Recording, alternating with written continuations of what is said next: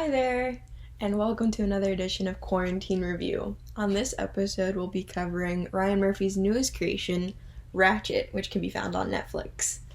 This is based off of the iconic character from Ken Kesey's One Flew Over the Cuckoo's Nest, and it follows a young Mildred Ratched as she goes to her first job as a nurse and finds a rocky situation that she has to overcome.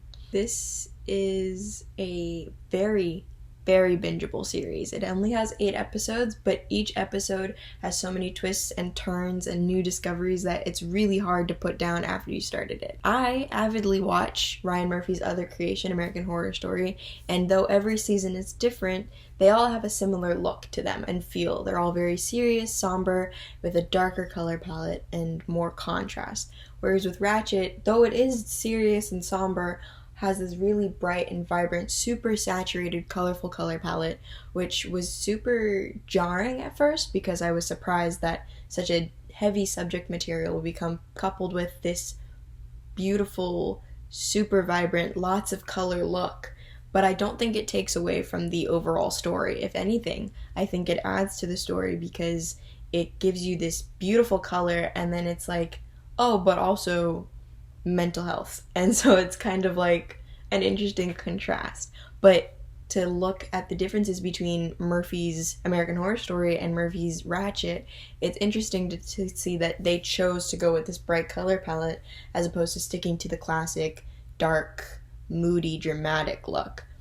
I think that it really helps Ratched stand out in the horror episodic television category because it does look different from every other episodic TV show, which is a thriller with like gritty and dark colors. This one is bright and with very high key lighting the majority of the time. So it's an interesting look, but I think it really helps separate Ratched from everything else. Also, the characters, there are so many different characters and you never really know which ones are there to help and which ones are there to inhibit Ratched from her end goal. And so it really keeps you on your toes and it adds to the suspense and there are all these building blocks that just like click together one after another to really form this one string of timeline where you understand why everything is happening as it is to get to the very end of the series. It's beautiful and it's really well done.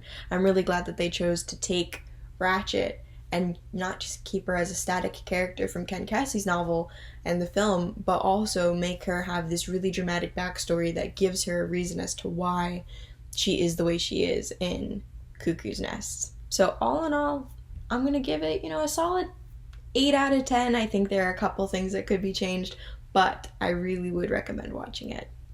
Thanks for watching. If you enjoyed this review, please don't forget to subscribe and hit that notification bell. Also, check my description box for all of my links to my other social media accounts where I post reviews and my own photographs.